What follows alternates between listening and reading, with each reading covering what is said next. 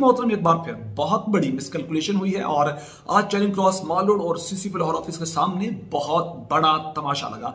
हजारों की तादाद में लोग वहां जमा हुए और आज अहम तरीन खबर यह कि शाह महमूद कुरैशी, असद उमर, आजम सवाती और उमर सरफराज चीमा यानी कि पाकिस्तान तहरीक इंसाफ की जो सीनियर तरीन क़यादत है उनको गिरफ्तार कर लिया गया। उन्होंने खुद रजाकाराना तौर पर गिरफ्तारी दी, पुलिस वैन में डालकर। इस वक्त आपको मैं वीडियो में दिखा रहा हूं कि इनको कोट लखपत जेल ले जाया जा रहा है, क्योंकि चैरिंग क्रॉस जेल और कैंप जेल में जगह ही नहीं है।